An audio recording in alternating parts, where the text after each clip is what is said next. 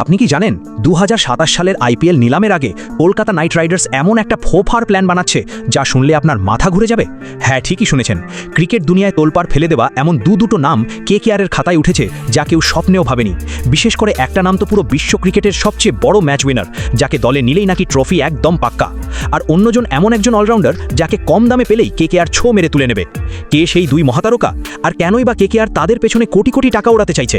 সবটা জানতে ভিডিওটা একদম শেষ পর্যন্ত দেখতে থাকুন, কারণ আজকের এই গল্পে এমন কিছু টুইস্ট আছে যা কোনো কেকেআর ভক্ত মিস করতে চাইবেন না। যদি আপনি সত্যিকারের কলকাতা নাইট রাইডার্স ফ্যান হয়ে থাকেন আর কেকেআরকে মন থেকে ভালোবেসে থাকেন, তাহলে এখনই ভিডিওটিতে একটা লাইক দিয়ে কমেন্টে ঝটপট আমি কেকেআর লিখে দিন। আর হ্যাঁ, কেকেআরের সমস্ত লেটেস্ট আপডেট সবার আগে পাওয়ার জন্য ডিসক্রিপশনে দেওয়া লিঙ্ক থেকে আমাদের হোয়াটসঅ্যাপ আর টেলিগ্রাম গ্রুপে এখনই যুক্ত হয়ে যান।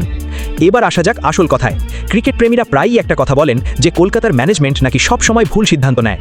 আচ্ছা, সত্যি করে বলুন তো, এই কথাটা কি পুরোপুরি ভুল? একদমই না। ইতিহাসের পাতা উল্টালে দেখা যাবে কেকেআর ম্যানেজমেন্ট অতীতে এমন সব ভুল করেছে যার কোনো ক্ষমা নেই। একটু ভেবে দেখুন তো, শুভমন গিল, সূর্যকুমার যাদব, মোহাম্মদ শামি, কুলদীপ যাদব কিংবা সঞ্জু স্যামসনের মতো ম্যাচ জেতানো খেলোয়াড়দের দল থেকে ছেড়ে দেওয়া কি কোনো বুদ্ধিমানের কাজ ছিল? একদমই ছিল না। কিন্তু ভাই সাহেব, কয়েনটার তো ওপিঠও আছে। কেকেআর যেমন কিছু ভুল করেছে, তেমনই বেশ কিছু মাস্টার স্ট্রোকও দিয়েছে। আর এখন মনে হচ্ছে ম্যানেজমেন্ট তাদের পুরনো ভুলগুলো থেকে শিক্ষা নিয়ে মারাত্মক সব বুদ্ধিমান সিদ্ধান্ত নিতে শুরু করেছে, যার ফল খুব তাড়াতাড়ি মাঠেই দেখা যাবে। তবে হ্যাঁ, ভুলভ্রান্তি যে সাম্প্রতিক সময় হয়নি তা কিন্তু নয়। যেমন ধরুন ভেঙ্কটেশ আইয়ারের ব্যাপারটা। তাকে প্রথমে আকাশ ছোঁয়া চড়া দামে কেনা হলো, যার ফলে দলের ওপর একটা বড় মানসিক চাপ তৈরি হয়ে গিয়েছিল।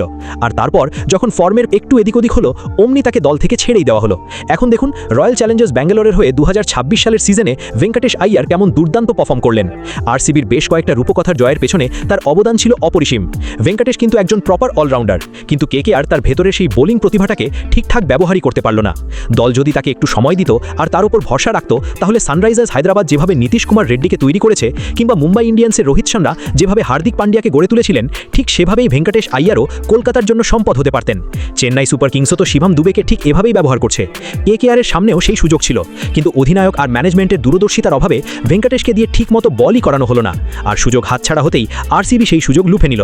শুধু কি ভেঙ্কটেশ, নীতিশ রানাকে ছেড়ে দেওয়াও একটা মস্ত বড় ভুল ছিল। আবার শ্রেয়াস শর্মার কথাই ধরুন, তাকে দল থেকে রিলিজ করে দেওয়া হলো, আর সে আরসিবিতে গিয়ে কি দুর্ধর্ষ বোলিংটাই না করলো। মাঝে মধ্যে তো মনে হয় কেকেআরের সবচেয়ে বড় শত্রু বোধহয় এই আরসিবি, কারণ কলকাতা যে হিরেগুলোকে চিনেও ছেড়ে দেয়, আরসিবি ঠিক সেগুলোকে কুড়িয়ে নিয়ে নিজেদের মুকুটে সাজায়।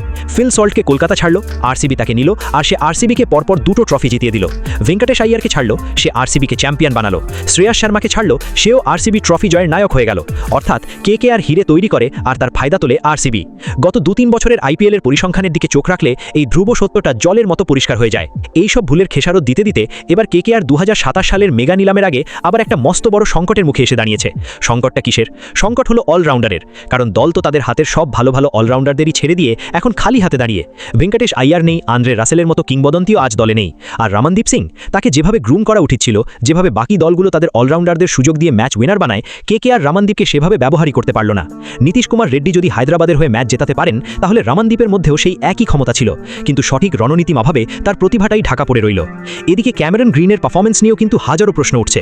তাকে যে মোটা অঙ্কের টাকা, প্রায় 20 কোটি টাকা দিয়ে দলে রাখা হয়েছিল, 2026 সালের পারফরমেন্স দেখলে মনে হয় তিনি সেই বিপুল মূল্যের বিন্দুমাত্র জাস্টিফাই করতে পারেননি।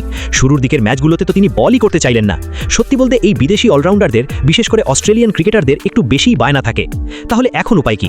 অলরাউন্ডারের এই বিরাট শূন্যস্থান পূরণ করতে কেকেআর কি 2027 সালে এমন কোনো চমকপ্রদ সিদ্ধান্ত নিতে চলেছে যা আমাদের সবাইকে অবাক করে দেবে? ক্রিকেট মহলে জোর গুঞ্জন চলছে যে কেকেআরের রাডারে এমন কিছু নাম আছে যা শুনলে চোখ কপালে উঠতে বাধ্য।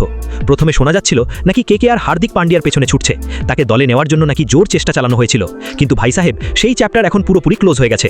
খবর পাকা যে হার্দিক পান্ডিয়া এবার চেন্নাই সুপার কিংসে যোগ দিতে চলেছে, তাই হার্দিক নিয়ে আর কোনো আলোচনা নেই। তাহলে কলকাতার পরবর্তী টার্গেট কে?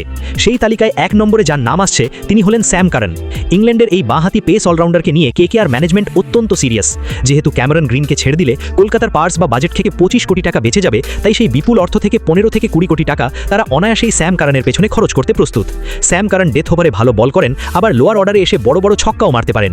আইপিএলে তার রেকর্ডও বেশ ভালো। আর যদি কোনো কারণে স্যাম কারান হাত ছাড়া হন তাহলে কেকেআরের প্ল্যান বি হিসাবে তৈরি আছেন বেন স্টোকস। ইংল্যান্ডের এই কিংবদন্তি অলরাউন্ডারকে নিয়েও কলকাতা ফ্র্যাঞ্চাইজি ভেতরে ভেতরে একটা বড় ছক কষে ফেলেছে। বেন স্টোকস যদি 2027 সালের নিলামে আসেন তাহলে তাকে দলে টানতে কেকেআর যে কোনো হাত পর্যন্ত যেতে পারে। এই দুজন বিশ্বমানের পেস অলরাউন্ডারের মধ্যে যে কোনো একজনকে দলে নেওয়া কলকাতার মূল লক্ষ্য। তবে চমকের এখানেই শেষ নয়, পেস অলরাউন্ডারের পাশাপাশি কেকেআর একজন বিদেশি স্পিন অলরাউন্ডারও খুঁজছে। আপনারা হয়তো ভাবছেন দলে তো রচিন রবীন্দ্র আছেন। হ্যাঁ, রচিন রবীন্দ্র কলকাতার এক দুর্দান্ত স্পিন অলরাউন্ডার, কিন্তু 2026 সালের সিজনে তাকে সেভাবে ম্যাচ খেলার সুযোগই দেওয়া হয়নি। আর এখন খবর আসছে কেকেআর আরও অভিজ্ঞ কোনো স্পিন অলরাউন্ডারকে দলে নিতে চাইছে। আর এই খোঁজ করতে গিয়ে সামনে এসেছে আফগানিস্তানের মোহাম্মদ নবীর নাম। নবী শেষ দিকে এসে ঝোড়ো ব্যাটিং করতে পারেন, আবার 4 ওভারের কোটায় দারুণ কিপটে বোলিং করে উইকেটও তুলে নিতে পারেন। কলকাতার কম্বিনেশন অনুযায়ী সুনীল নারিনের সাথে ওপেনিংয়ে একজন বিদেশি আর মিডল অর্ডারে একজন পেস অলরাউন্ডার খেললে 4 নম্বর বিদেশি হিসাবে নবী হতে পারেন একদম পারফেক্ট চয়েস। কিন্তু এবার যে নামটা আপনাদের বলবো সেটা শুনে আপনারা সত্যি সত্যি চেয়ার থেকে পড়ে যাবেন। ক্রিকেট পাড়ায় কান পাতলে শোনা যাচ্ছে যে কেকেআর নাকি গ্লেন ম্যাক্সওয়েলের দিকেও নজর রাখছে। হ্যাঁ, বিগ শ গ্লেন ম্যাক্সওয়েল। এটা ঠিক যে ম্যাক্সওয়েলের সেই সোনালি দিন আর নেই যখন তার পেছনে ফ্র্যাঞ্চাইজিগুলো 10-12 কোটি টাকা অনায়াসে ঢেলে দিত।